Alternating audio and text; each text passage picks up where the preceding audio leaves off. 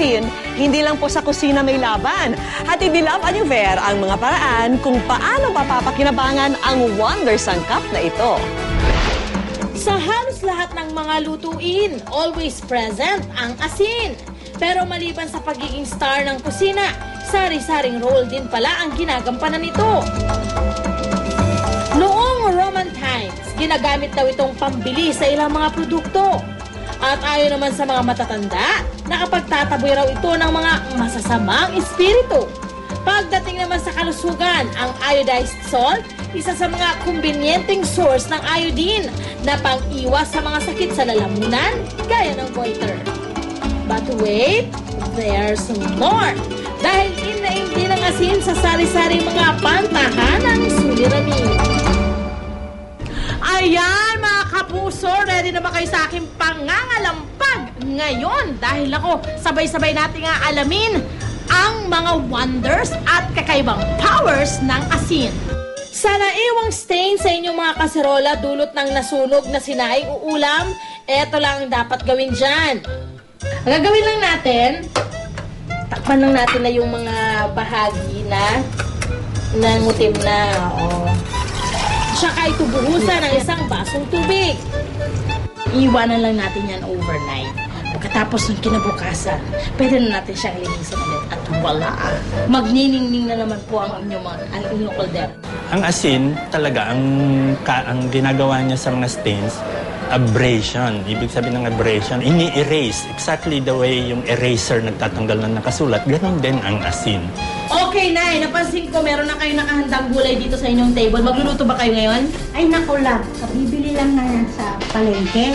Para siguradong mikrobyo-free ang mga biniling gulay, gumamit lang ng amazing asin. Pagkatapos itong ibudbud sa mga gulay, isunod ang 3 baso ng tubig. Ibabad ang mga gulay sa loob ng 10 minuto. Ang asin na raw ang bahalang pumatay sa mga mikrobyo. Kung alikabok lang o kaya pwedeng pesticide, yung asin tumutulong sa pagkatunaw ng mga yon na nasa ibabaw ng gulay. Isa pang madalas kapitan ng mga mikrobyo, ang mga sponge o panghugas ng plato. Pag mga ganito po, madali po siyang pamahayan ng mga bakterya.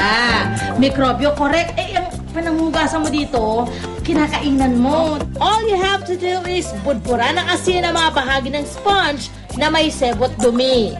Sunod namang lagyan ng tubig ang lalagyan ng sponge at hayaan itong bababad overnight. Tiyak na tepok ang mga mikrobyo sa inyong panghugas ng plato. Ang asin, papatayin niya yung mikrobyo. Yung mga mikrobyo hindi nabubuhay sa mga tubig na mataas ang asin. May nangangailangan pa ng power ng asin. May mabaho na amoy. Ano ba yun? Basura na puntahan natin. Puntahan natin yung basura na yan. Budburan nyo lang ng asin ang loob ng inyong basura para mabawasan ang amoy nito. Maa-absorb daw kasi ng asin ang moisture na dahilan ng pagbaho nito. Ang asin may kapabilidad na mag-absorb ng water. Pag dry yung paligid, walang mikrobyong pwedeng tumubo. Kaya yung mikrobyo na siyang sanhi ng amoy, hindi nabubuhay. Parang hindi na po ito basura. Parang amoy pa na ito na nabubulo. Kailangan natin hanapin. Naku! Nandito lang pala sa likuran ng mga sapatos. Ngayong tag-ulan, madalas mabasa ang ating kasapatusan. And for sure, bonggang-bongga ang kulob na amoy nito. Kailangan lang natin gawin ay ito. Bubudburan ulit natin yung loob ng asin. Gaya ng sa basura, asin ang mag-a-absorb ng moisture na pinanggagalingan ng mikrobyo na nagpapabaho sa sapatos. Pagkatapos siya ibabad ng overnight, yan, tanggalin nyo na yung asin.